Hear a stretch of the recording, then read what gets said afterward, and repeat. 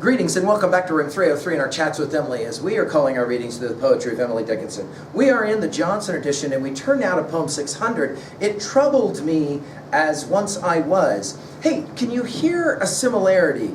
The first line of 593, I think I was enchanted. The first line of 596, when I was small, a woman died. The first line of 597, it always felt to me a wrong. The first line of 598, 3 times we parted, breath and I.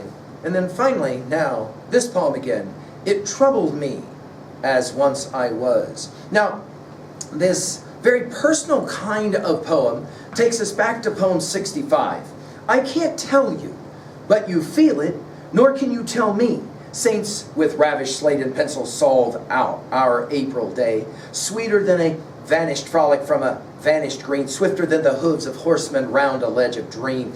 Modest let us walk among it with our faces veiled as they say polite archangels do in meeting God. Not for me to prate about it, not for you to say to some fashionable lady, charming April day, rather heaven's Peter parley by which children slow to sublimer recitation are prepared to go.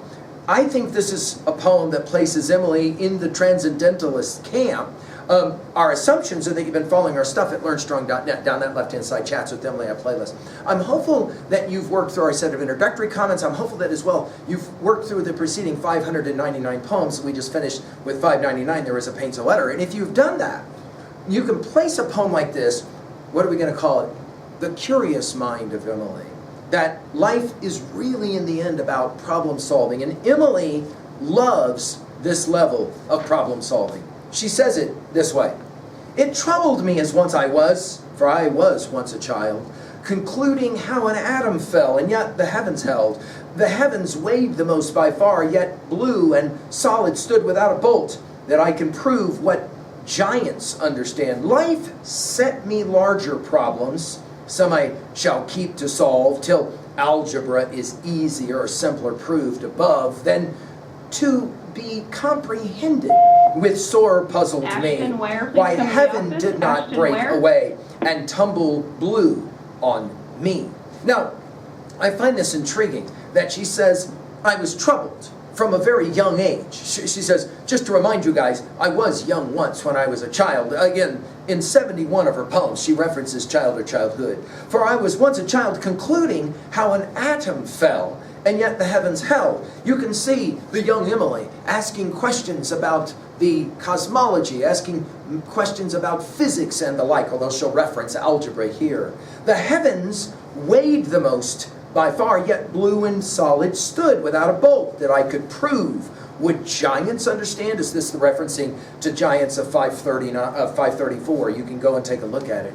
And then she says, when I was young, these are the things I thought about, which is fascinating because our greatest poet, or certainly one of the top 5 greatest poets, says, when I was a kid, I was amused at these scientific types of questions. Then she says it this way, life set me larger problems, right? Some I shall keep to solve, till algebra is easier. You remember use of algebra in 269 is easier or simpler proved above, from heavens to above. Then 2, notice all your dashes here, then dash 2 dash, be comprehended what sore puzzled me. We go from problems to puzzles. You'll remember puzzled from 48 as well as 224 and 501.